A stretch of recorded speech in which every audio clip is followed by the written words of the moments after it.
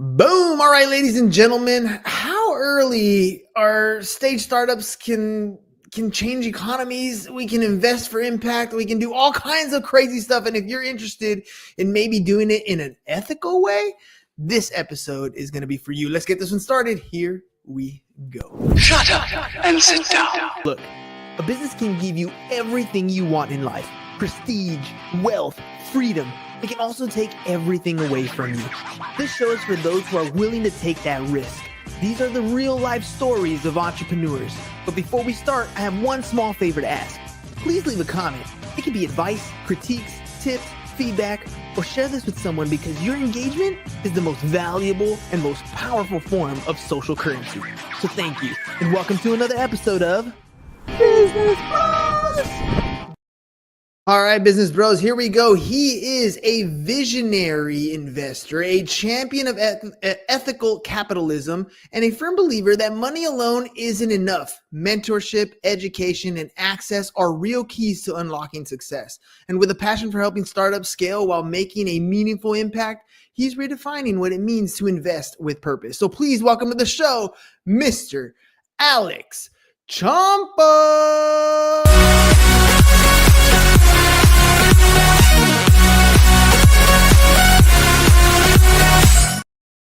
All right, Alex, I got the vibes up. I got the energy up. Welcome to the program. Hernan, thank you very much for inviting me here. I'm so honored to be on with your audience, and that is the coolest intro that anybody's ever had me involved in. So I'm jazzed. I'm 100%. Yeah, let's go. Appreciate it, man. Let's talk about this. Capitalism. With everything going on in the world, we're talking about Doge and ethical things going on or unethical things going on. So much negativity in this whole idea of capitalism. You're bringing something a little bit different to the table. What can you tell me about capitalism and it being ethical? Well, I first let me start by saying that I didn't invent this idea. I'm standing on the shoulders of giants. It was probably the great thinker Peter Drucker who first pointed out to me in his writings that capitalism or corporations or these kinds of things, these are creations of society. And because society allows corporations to persist, then society needs to benefit by the existence of corporations. And so I think it's very important that when you have a corporation and a corporation enjoys a lot of privileges in society, that you think very, very hard about what your role is in society and what the role of your corporation needs to be as well. Well, let me ask you about the scalability part, because, well, first of all, is it possible to be an ethical capitalist and still scale?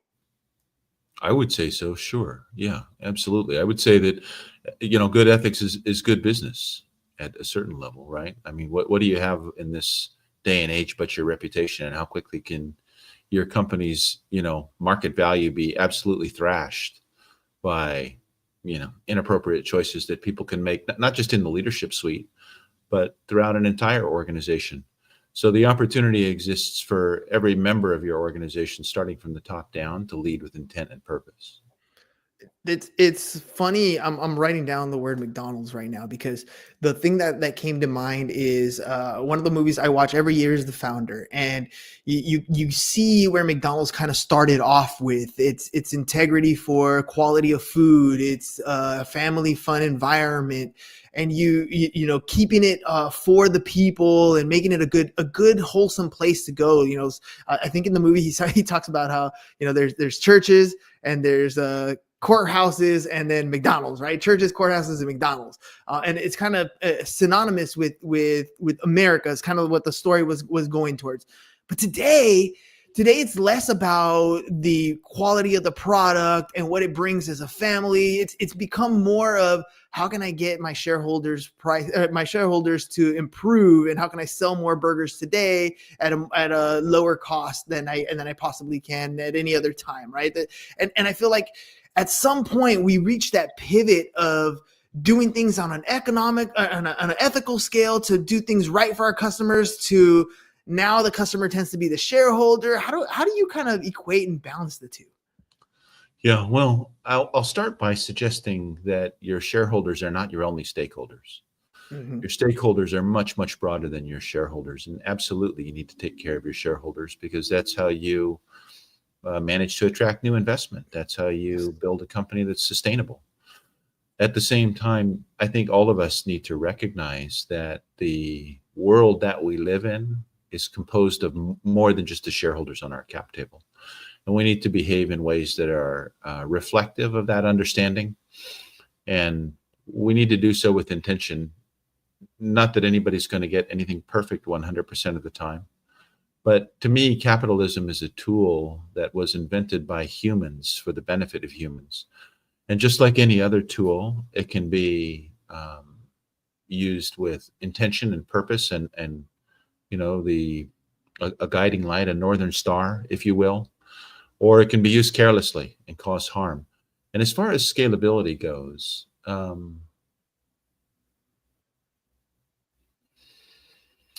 well, I think we can all think of some examples of companies that scaled without ethical frameworks in place, and succeeded in gathering market share, gathering attention, gathering revenue, gathering investment, and then spectacularly failed, leaving their investors, high and dry, leaving their the society around them high and dry. I mean, just think of what FTX did to the entire blockchain industry in 2023. How many people were affected by what happened, what went down there? That's a fantastic example.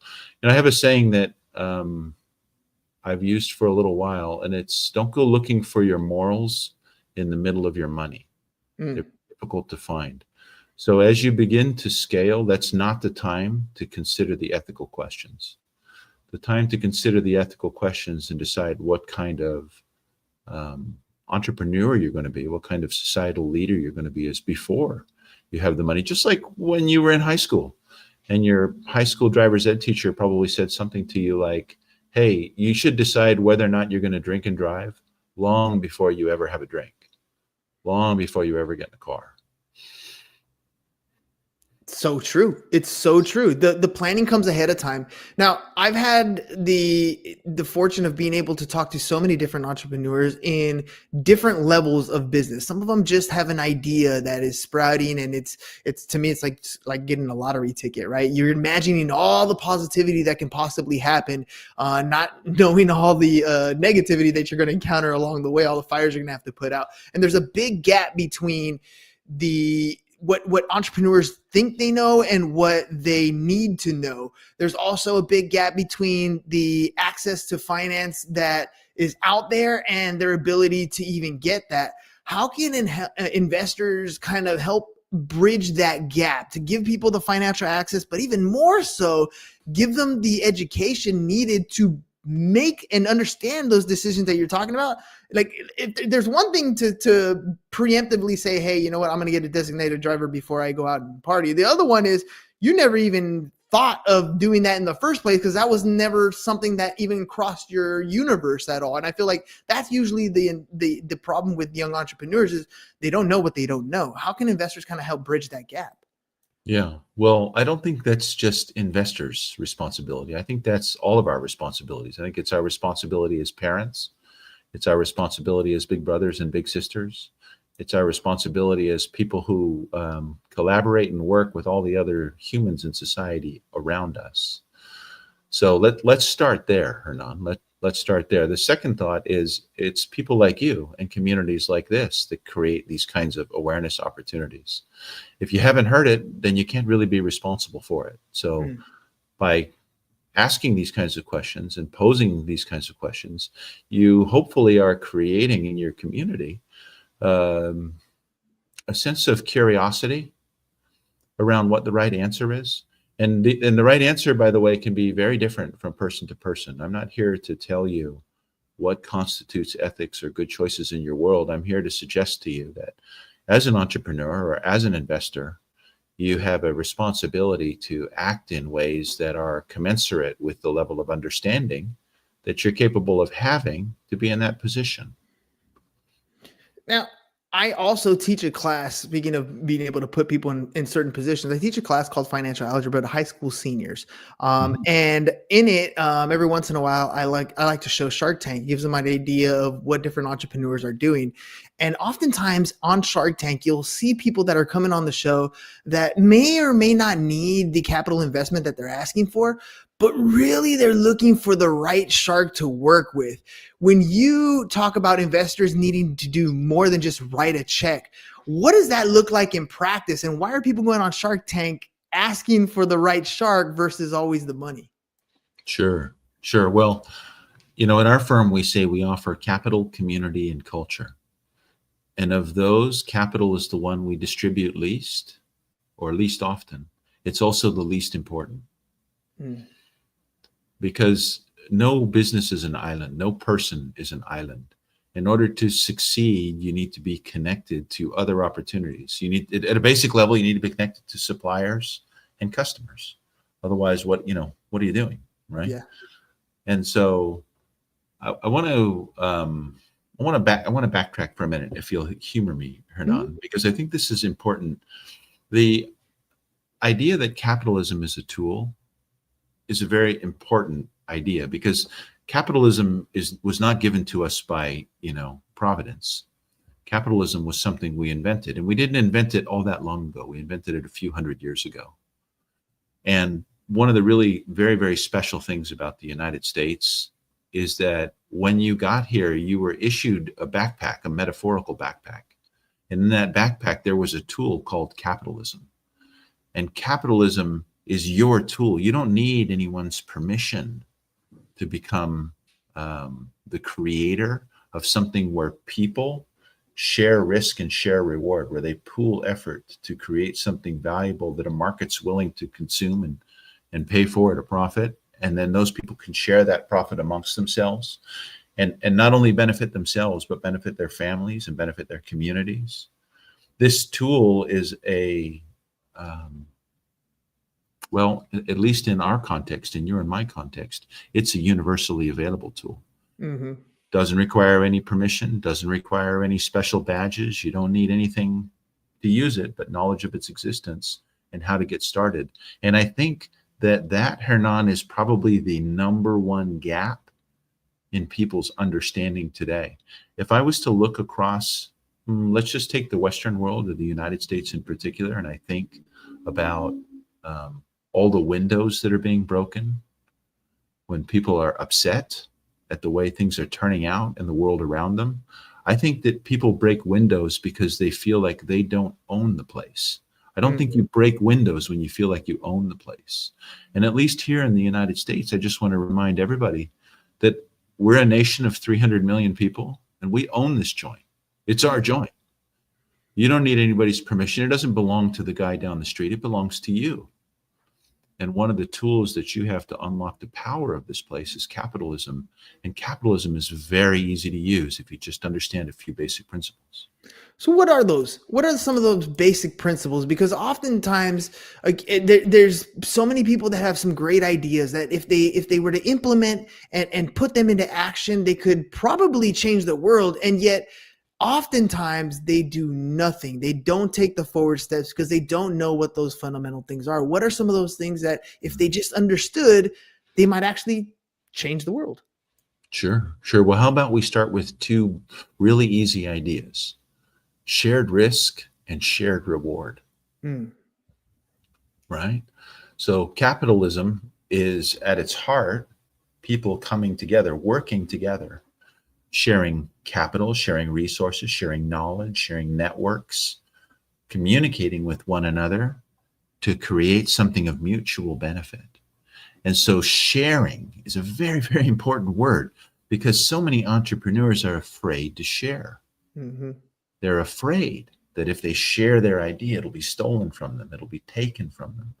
And what you need to understand as entrepreneurs, as creators, is that your creativity is limitless.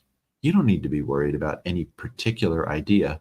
I'm not saying don't take appropriate measures when reaching certain points in business relationships, but I'm also saying don't be frightened to share. Be willing to talk about what's going on, because you're going to find out in the community right around you, there are going to be people who want to chip in, who want to contribute to what you're doing, what you're building.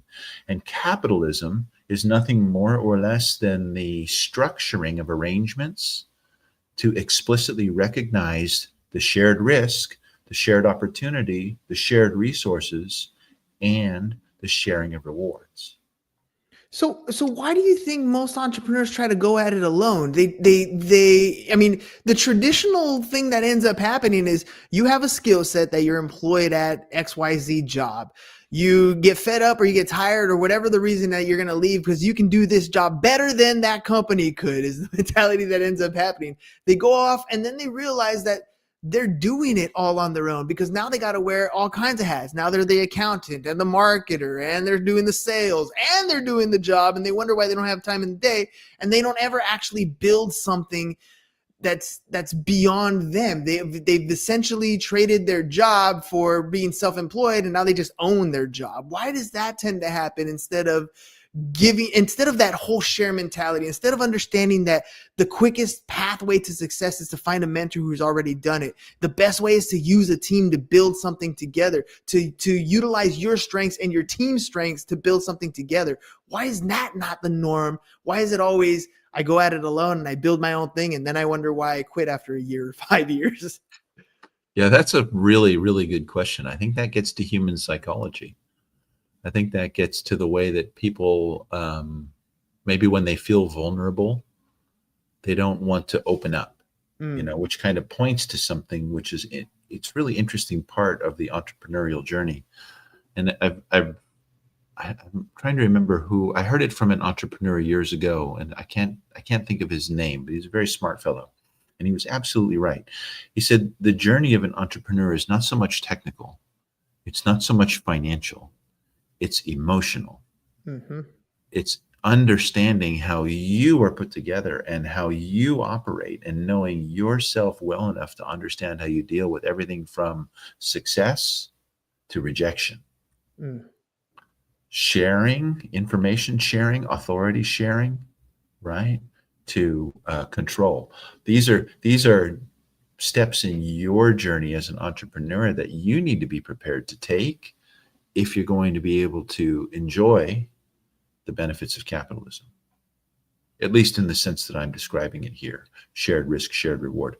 Obviously, you can have your own very profitable and satisfying capitalistic venture where, you're the labor and the capital.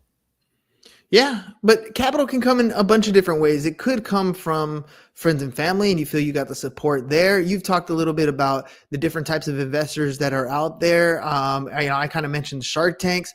When it comes to an entrepreneur, especially in the early stages, and they have some sort of early stage investing that's gone into an effect, you tend to say that there's a social and political ripple effect that happens beyond just the financial returns. What do you mean by that?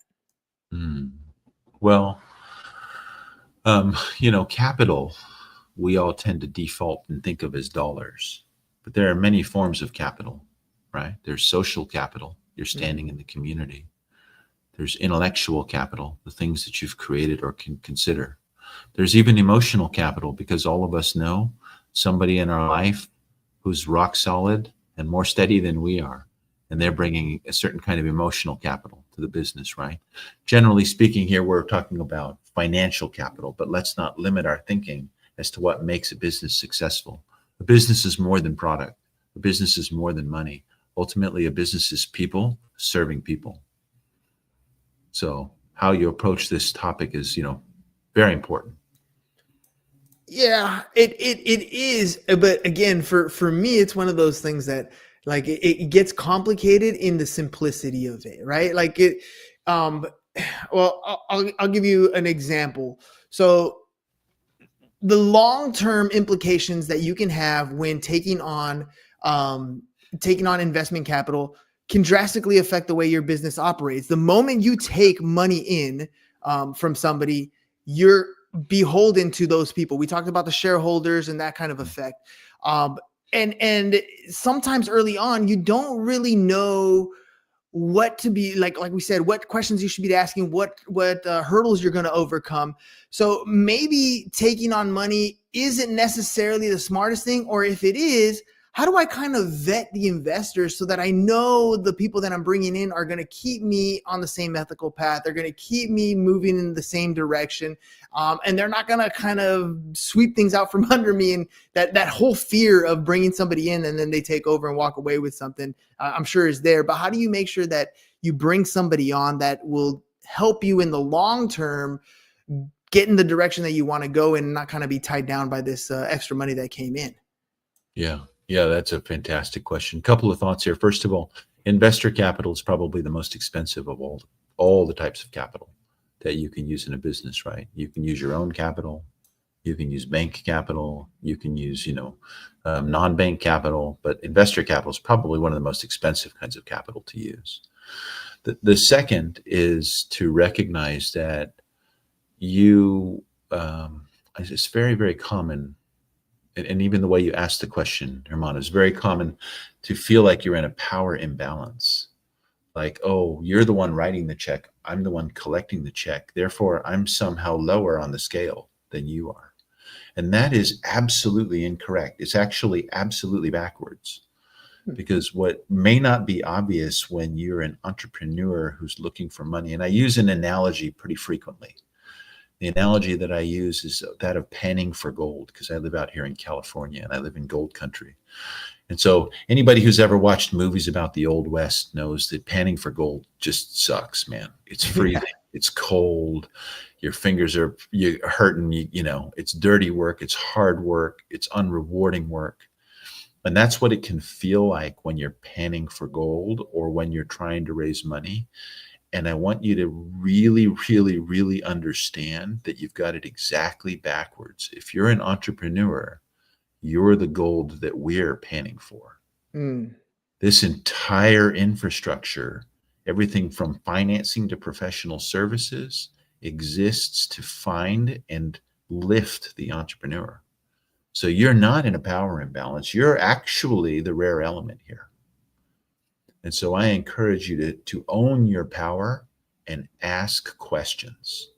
Don't just settle for a check because it's the first time maybe that you've ever seen that amount of money come into something that you're working on and personally responsible for. You think, well, I'll just take the money and go. No, ask a lot of questions. Another analogy that I like to use is that of the wedding. When you're fundraising, it's very, very common, just like when you're planning your wedding, very common to think about all the intricacies of the wedding, right? Who's the caterer? Who's the band? Where's it going to be? What's the venue? What's everybody going to wear? And what you realize if you're married is that the wedding is in the rear view mirror pretty quickly. Just like the financing is in the rear view mirror pretty quickly. So don't ask yourself who you want to have a wedding with. Ask yourself who you want to be married to. And then finally, I'll offer a piece of experience from my life after many years in this business. And I need to make really, really clear to your audience, out of respect and authenticity, that whenever you see a guy like me who looks like he's doing a great job and is successful, there are so many failures that are underneath. Just like the tip of the iceberg is the success. The failures are the rest of the iceberg. Okay. So I've ground off my face on a lot of things. I've chopped my fingers off in a lot of deals. Okay. And what I've learned, probably most importantly, above and beyond all other things, and this comes from my time in the military, I won't take your money if I wouldn't sit in a foxhole with you overnight. If I wouldn't trust you to protect me while I'm miserable and wet and trying to catch a few wings, or I wouldn't want to protect you under the same circumstances, then I don't want your money. That's intense. That's intense. But and I love the analogies because, I always hear investors talking about, I don't really invest in businesses, I invest in people. And I hear it over and over again, but when you put it in the gold analogy, I was like, okay, that actually makes sense. They're there to find that rare investor that has that Midas touch, that needs the resources, that needs the support, and just add the fuel to the fire for that guy. I love that. And of course, it's not about the wedding. I've been married, I'm going almost 20 years now. So you're absolutely right. That was a long time ago for that one day. But if you spent the rest of your life with somebody. Remember how important it was? Oh, at the time, Yeah. it was intensely, it was immense. It was probably the most important, everything from photographers to flowers to seating arrangements, all that. You're stressing over all that, but it was over in like a few hours, and 20 years down the road, it wasn't really relevant. None of those decisions were really relevant. Yeah, the same thing is true with financing. Okay, it's going to be in the rearview mirror. You're going to spend the money. It's going to be gone. That's why capital community culture. Capital is the least valuable, least important. Community and culture, those things matter. Have you ever heard the saying, culture eats strategy? No, I haven't heard that before. Yeah, culture eats strategy. It's a Silicon Valley saying. I don't know who said it, but man, they are right. Build a culture that you want to be part of. Build a community that you want to be part of. The business model absolutely makes sense. It has to make sense. How are you going to go get your customers? How are you going to go get your supply? What are you going to do? That's all that strategy is all fine. And culture will eat all of it. So hang out with people that you want to work with.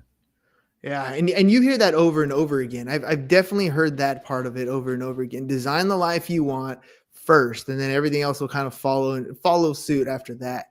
Now, let me ask you, I got your website scrolling across the bottom, evolutionacceleration.com.